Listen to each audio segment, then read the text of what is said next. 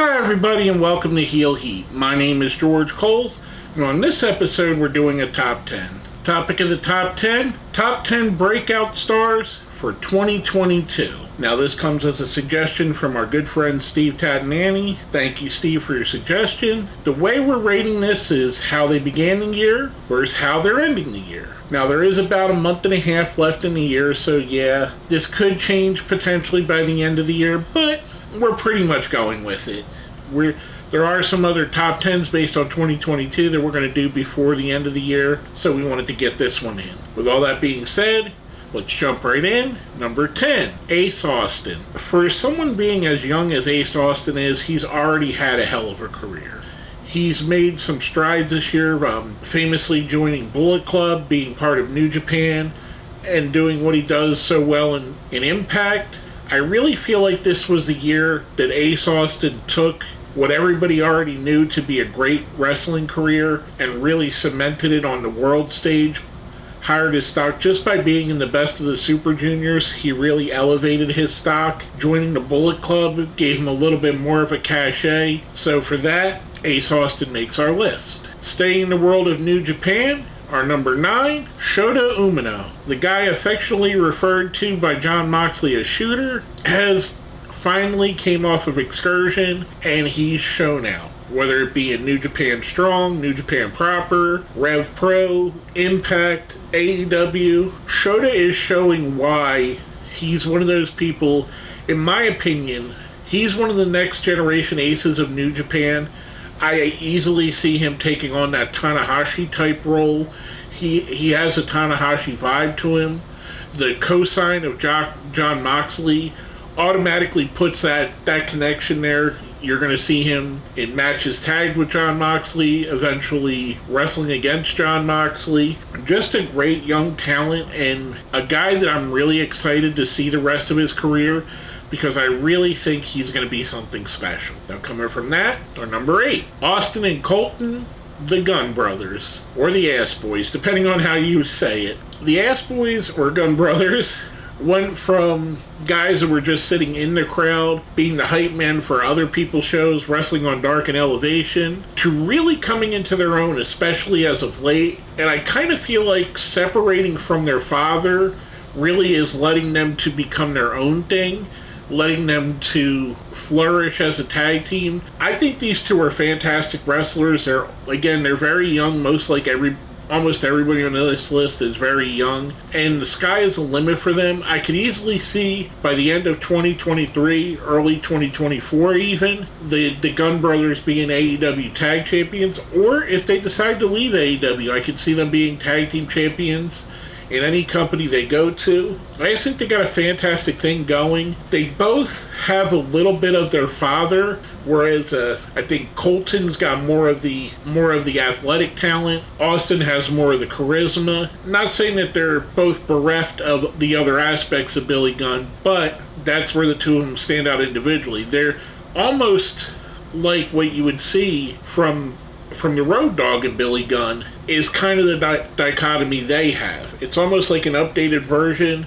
I think they're fantastic, and I think they're going to continue to be fantastic. Now coming from that, our number 7. Staying in the world of AEW, Wheeler Yuta. Wheeler is a guy who, honestly, I just didn't care about when he was in Ring of Honor. I just didn't see it. He seemed bland. He's always been a good wrestler. I just never seen the appeal until this year. Then we get him in the Blackpool Combat Club. We get him in matches with Moxley, matches with Danielson. His character's starting to grow. You're starting to see him actually flesh himself out and become a better wrestling character. Now it's more than just the in-ring work. It's the in-ring plus the personality that he has going for him. And I really feel like Wheeler is a guy, he's got the backing of the company. You could see there's a couple of the young stars in AEW where you could see Tony Khan and the rest of the people backstage are really behind them. Wheeler being one of them. Sky's the limit for Wheeler Yuta. I would not be surprised. He's already been a Ring of Honor Pure Champion.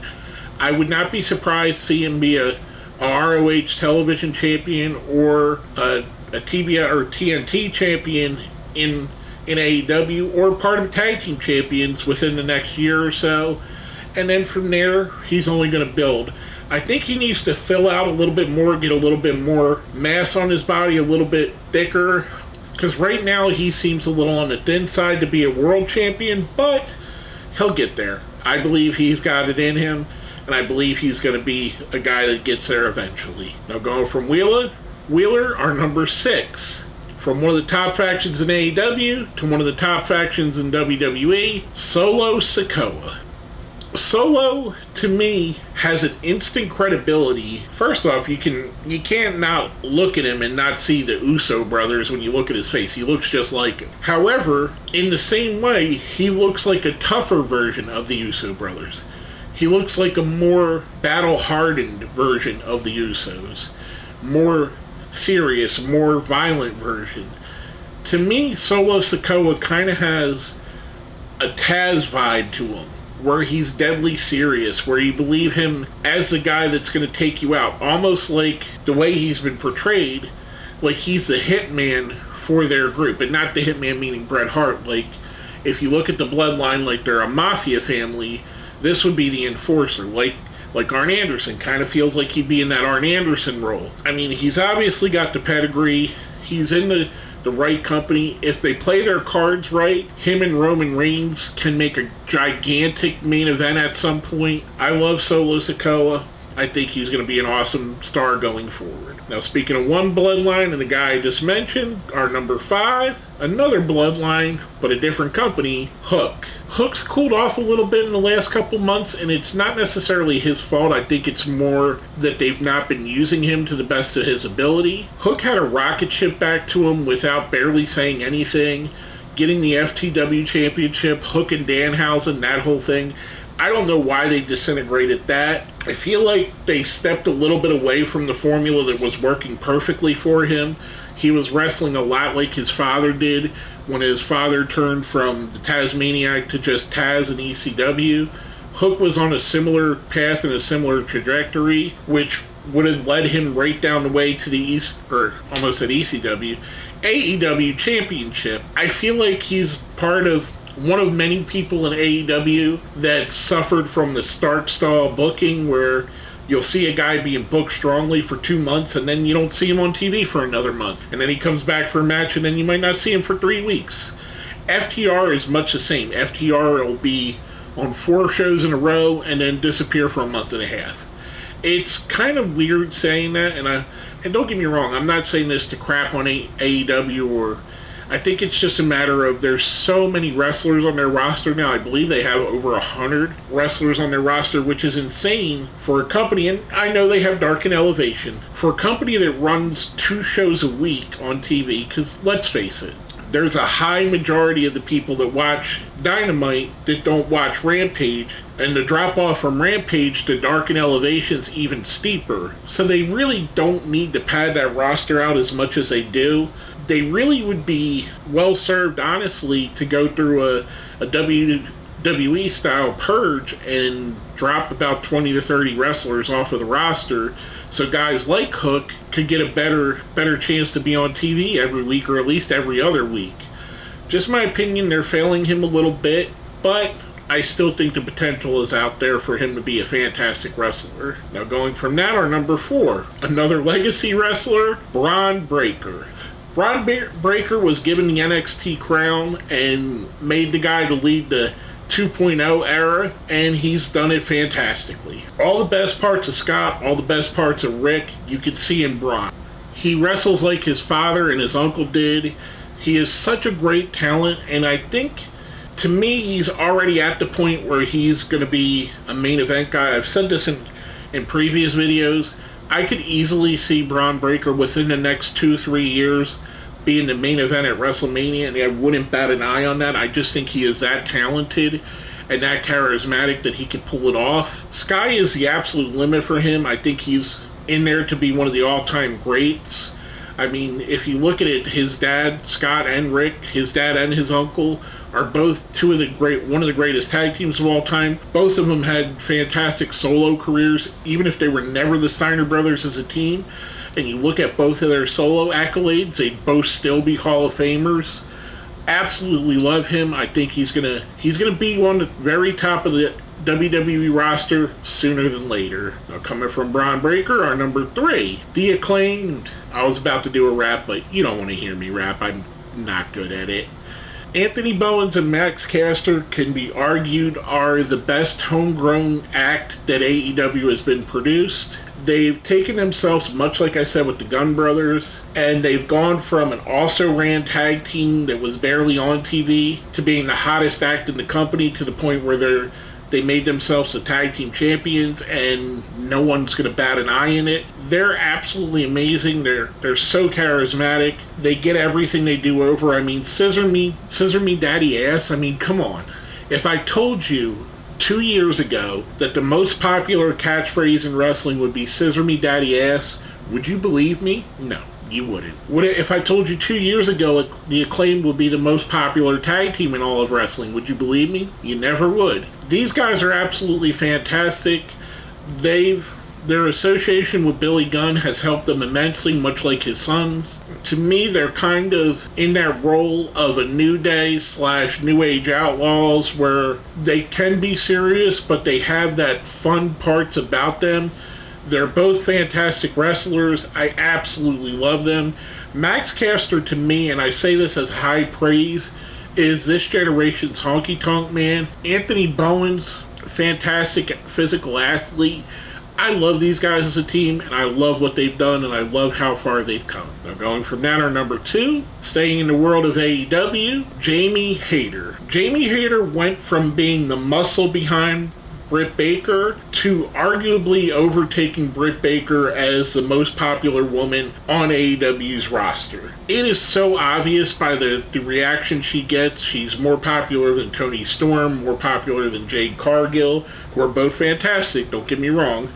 At the time of this recording, we're a couple weeks out from Full Gear, and if they don't put the belt or the interim championship on Jamie Hayter there, I think it's going to sour a little bit, because the time is absolutely there to do something with her. That feud that's going to build from her winning a championship and Britt Baker falling behind her is going to be fantastic, either making her a face or making Britt Baker a face. That's going to be a fantastic feud coming off of that. She's absolutely got the charisma. She's got the physical capabilities. She looks tough. She wrestles tough. Out of all of the women on the AEW roster, she looks the most legitimate, and I'm not knocking any other woman on the roster. There's some great wrestling women on that roster. She looks like the most legitimate badass out of all of them. To me, I think Jamie Hayter has grown leaps and bounds this year, and the crowd reaction solidifies that. Now, before we get into our number 1, we do something here we call the best of the rest. Basically, it is people that were considered for the list but didn't quite make it. First up, staying in the world of AEW, Julia Hart. Again, Julia Hart is so young that the sky is the absolute limit for her. She started off as a cheerleader for the Varsity Blondes and has grown into a role in the House of Black where, I mean, I think this is an absolute perfect fit for her. She has every part of, I would say, kind of a Stevie Nicks vibe to her, where she has that, not necessarily evil, but has a witch type quality to her in a good way. And I mean that, like, she fits in with that group so perfectly because she's got that vibe to her. She looks fantastic in the gear. She looks like she pulls it off. She looks like she fits. It looks like she's having more fun doing this than she did being a cheerleader, which I'm assuming that she grew up as a cheerleader or was in sports at some point because she's highly athletic. Again, and like I said with a lot of these people, she is so young that the sky is the absolute limit with her. I love Julia Hart. I love her as part of the House of Black. I'd like to see, especially with what has been happening recently with the vignettes they just aired, I'd love to see her taking more of the leadership role in the House of Black and making them kind of subservient to her, almost like a woman with Doom kind of role, where Doom was subservient to woman.